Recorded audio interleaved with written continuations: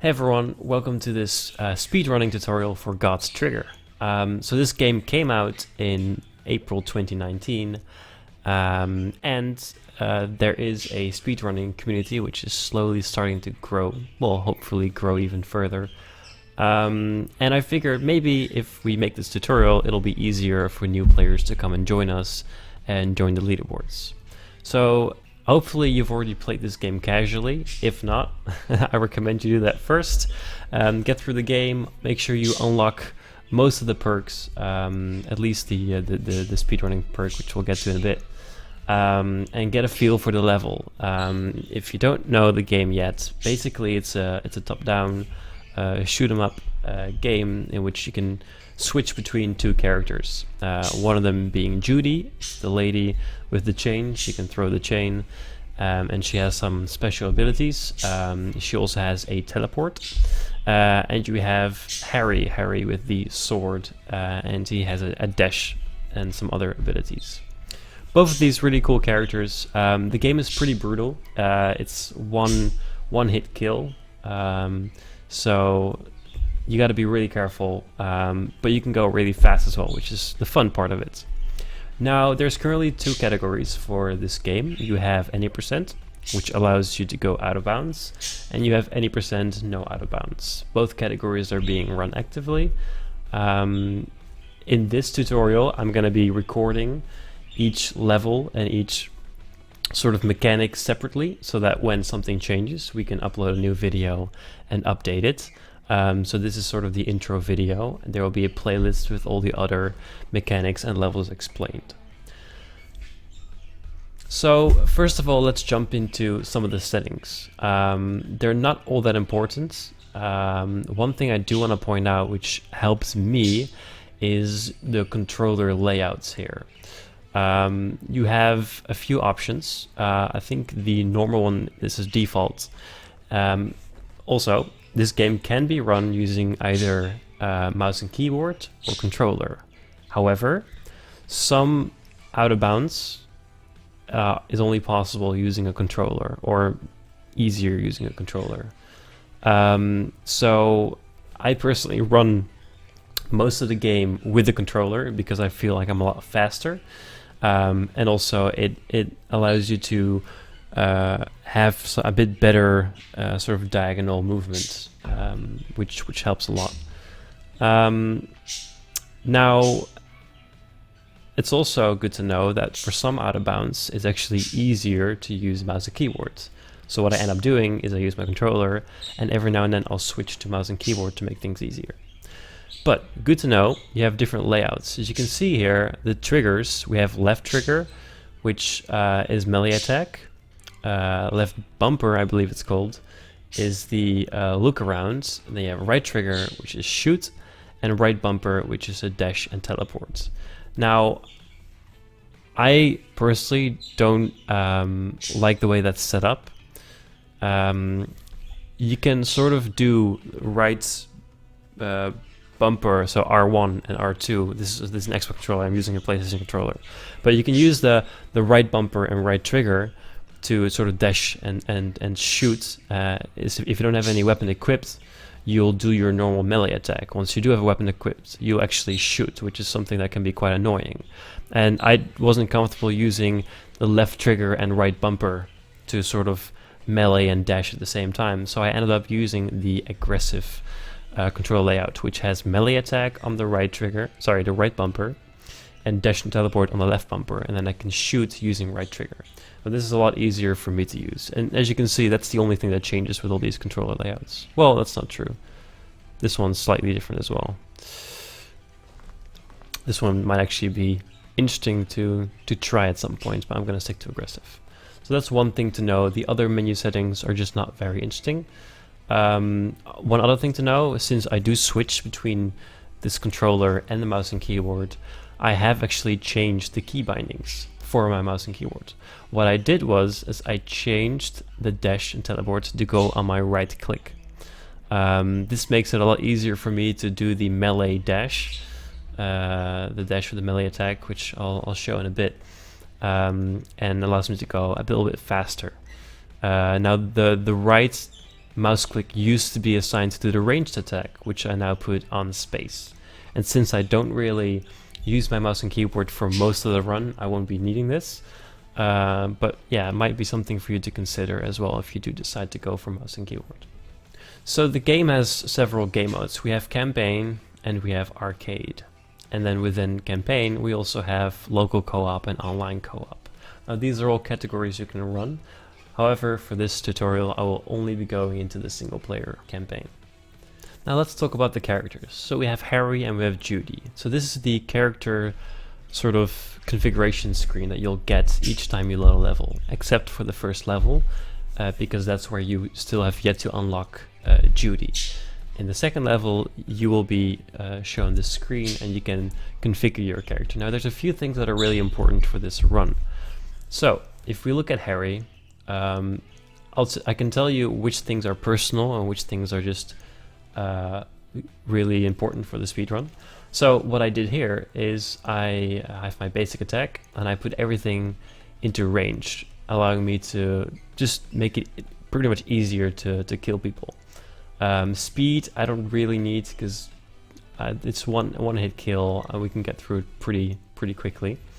Now you also have your level 13 abilities here, which the first one is Deflecting Sword, where you can deflect bullets, and this one is Shockwave Slash, which creates a shockwave that knocks enemies down.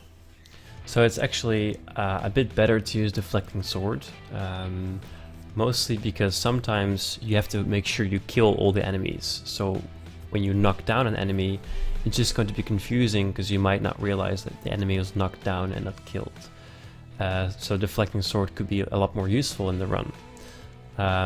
Mind you, I did run my previous runs with Shockwave Flash, so I've only recently switched to using Deflecting Sword. Now if you look at Harry's dash, it's important to have sort of a mix between range and cooldown. The thing about not going full range is because usually you have some more like tight corners to do, and you don't really need all that range. You want to be sort of quick and nimble, so we go for cooldown instead. However, we do put 1 point into range, and this is mostly because there is a level in which you can sort of dash through this this force field, which allows you to hit a checkpoint, which this range is going to help us with, together with trying to get through some other barriers, which, you know, it's just nice to have a little bit extra range for some safety. It's good to know that when you dash, you're invulnerable, so this really helps a lot. That is thanks to this little perk that we have here called Protective Dash. Harry is invincible when dashing, so this is pretty crucial in the run. At least I wouldn't dare to run without this, because dying just costs you a lot of time and it's just one hit and you're gone.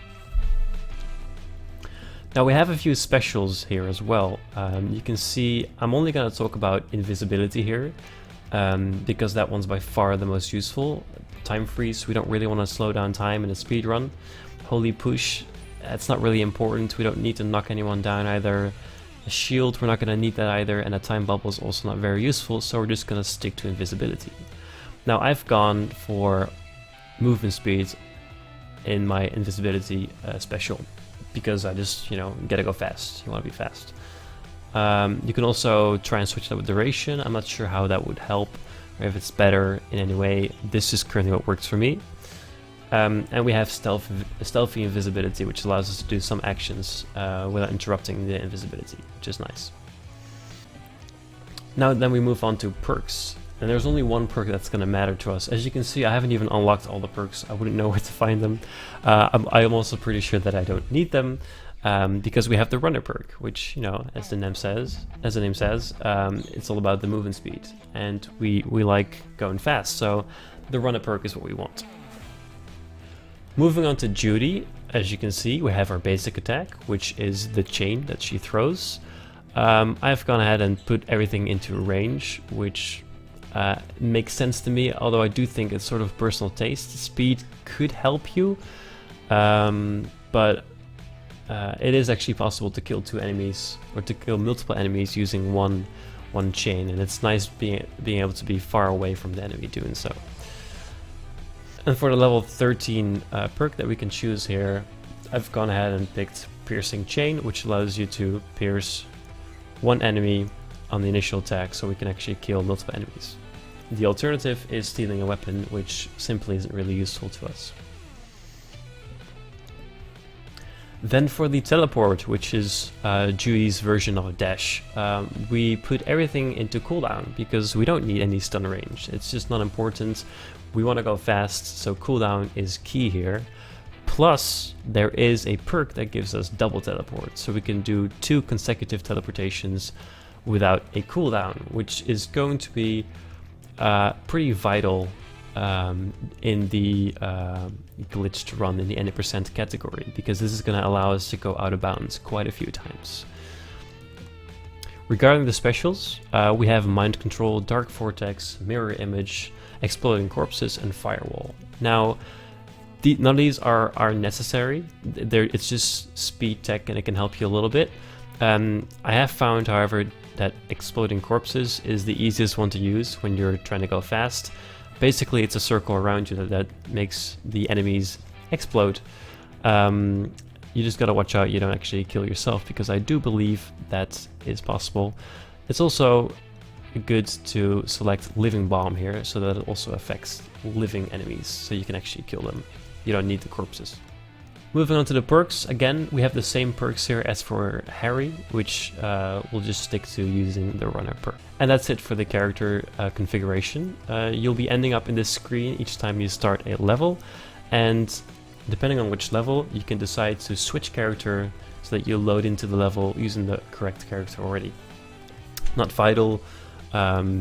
It takes it takes just as much time doing it in the game, so it's not completely necessary, but it can be useful just being prepared. Now, just to go over some simple movement tech, I'm gonna load into this level.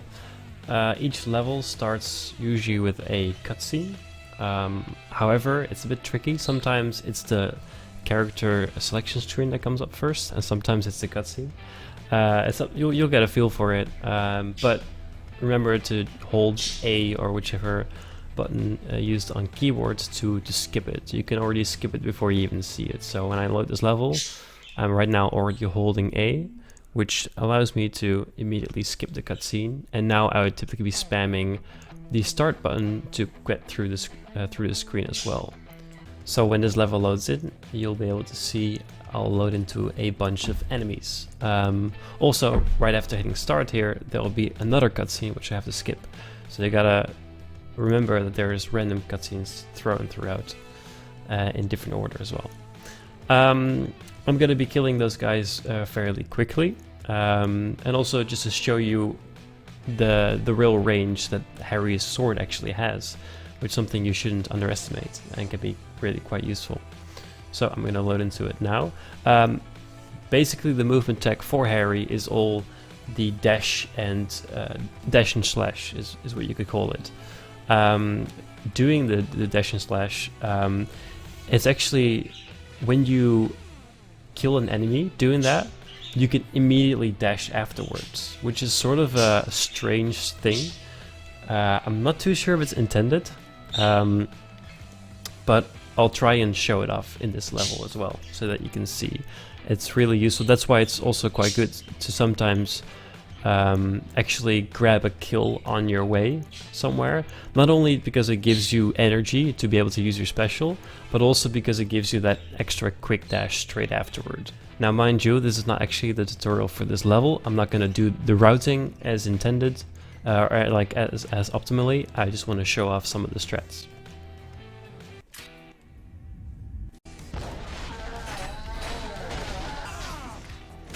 There we go, we cleared those up. Now I just want to show you, as you can see there, it's pretty, the range of your weapon is quite nice actually, and you can kill this guy over the bar if you want.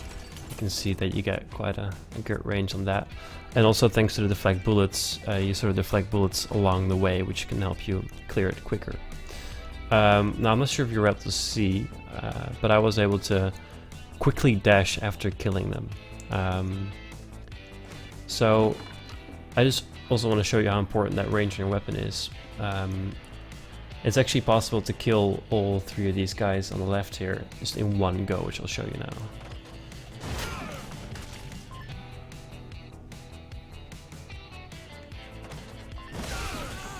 There you go. So it's really quite important to time your dash right and to just sort of get the right angle there. It can help you one cycle and not die, because essentially you're still gonna die after they hit you once, so leaving one enemy behind could be quite dangerous. Now, let's see if I can actually show off being able to dash twice. As you could see there, it was pretty fast, but I was able to dash straight after killing this guy, which normally is not possible, because normally you can do this dashing, but killing someone allows you to dash straight after.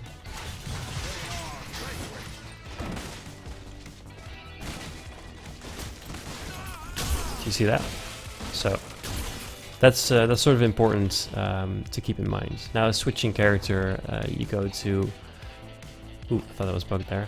You go to Judy, and she has the chain, and it's really quite long because I put everything into range, so it's quite easy to sort of hit people from a long distance. Now, for the close quarter attacks, I still recommend Harry because he has the invulnerability when dashing. We have the teleport here from Judy, which is nice, but it's a bit harder to control. And it doesn't give you, well, I mean, you have iframes in there, but it doesn't let you sort of attack and do that at the same time, so it's not as nice as Harry's dash. So generally we'll use Harry to fight any of these, and Judy will come in handy a little bit later. Look, he's cooking. Nice, that's a pretty funny kill, by the way. So yeah, that's pretty much all you need to know about the actual movement. We'll dive a bit deeper into it once we start to talk about getting out of bounds and doing some of the glitches that this game has. So yeah, that's all of everything about the movement. After this, I'm just going to be explaining each level individually on how to run that one as fast as I know how to, and hopefully that should get you on your way. So thank you for watching this little introduction video to God's Trigger.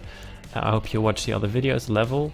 If you have any questions, please feel free to join us on Discord. You can find the link on the speedrun.com website. It'll be in the left sidebar. You can click Discord and we'd be happy to help you out. Thank you for watching and hope to see you later.